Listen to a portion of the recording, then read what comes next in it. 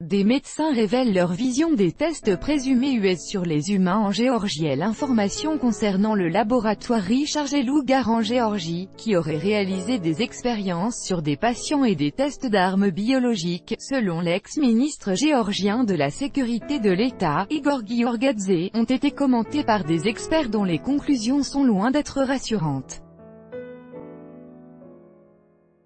Ainsi, le laboratoire aurait pu fabriquer de la drogue infectée par un virus mortel pour le ministère américain de la Défense, ont affirmé plusieurs experts à la télévision russe. Dans les documents top secrets découverts par Igor Giorgadze, les patients n'ont ni nom, ni prénom, mais seulement des numéros. Officiellement, ils étaient tous soignés avec un nouveau médicament pour des cas d'hépatite C. En outre, il s'avère que le laboratoire étudiait les licences de capsules munitions pour des substances biologiques, ou d'un système pour pulvériser des insectes contaminés, a déclaré dans une interview à la chaîne de télévision russe Zvezda le colonel à la retraite Alexei Komretov, médecin.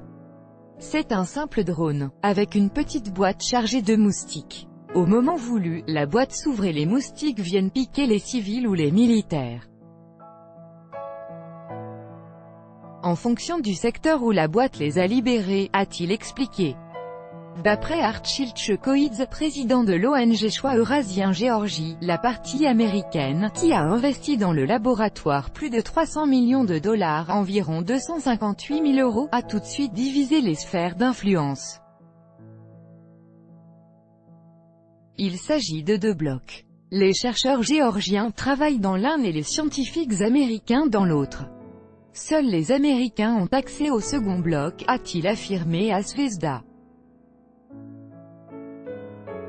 Sur les 22 laboratoires du centre, 16 ont été placés sous le contrôle du gouvernement géorgien, tandis que les 6 restants sont gérés par l'Institut de recherche de l'armée Walter Reed, un grand centre de recherche biomédicale du Pentagone. Les experts sont certains que son objectif est de mettre au point des armes biologiques. Les habitants du secteur affirment que l'eau et l'air alentour sont pollués et qu'ils souffrent de forts maux de tête, jusqu'à en perdre parfois connaissance. En outre, les cas de mort de cancer se sont multipliés, les gens ont peur. Notamment parce qu'ils ont été contactés par des membres de la police et du renseignement leur ayant dit de ne rien raconter à la presse. Les morts ont été très nombreux et personne n'a jamais rien dit sur les raisons, a indiqué dans un entretien avec Zvezda par Skype Jeffrey Silverman, ex-conseiller de l'ancien président géorgien Mikhail Saakashvili, qui a été le premier à tirer la sonnette d'alarme au sujet de quelque chose qui n'allait pas dans ce laboratoire. Les épidémies de peste porcine qui ont sévi en Abkhazie et en Russie en 2016 seraient liées à l'activité de ce laboratoire. En 2013, ce dernier a été soupçonné d'avoir produit des composants de l'héroïne liquide dite « l'arme d'Allah ». Il faut apprendre à élever un virus, apprendre à l'obtenir en version sèche et épurée. Puis à l'ajouter à la drogue et distribuer celle-ci par l'intermédiaire de canaux criminels aux habitants locaux, pour leur plus grand bonheur, a raconté pour sa part le colonel à la retraite Mikhail Supotnitsky, médecin. Les experts affirment que le laboratoire Lugar n'est qu'un maillon d'une grande chaîne de centres du genre, qui rien qu'en Géorgie sont une dizaine. Ils entourent pratiquement les parties européennes et asiatiques de notre pays. Il y a sans doute quelque part des centres qui ne sont pas cités dans des sources ouvertes, dont nous ne pouvons que nous douter, a indiqué le médecin lieutenant-colonel Vladimir Markin. Selon le Conseil de sécurité russe, les États-Unis ont commencé à intensifier leur présence biologique aux frontières de la Russie il y a 2 ans, en multipliant par 20 le nombre de leurs centres scientifiques.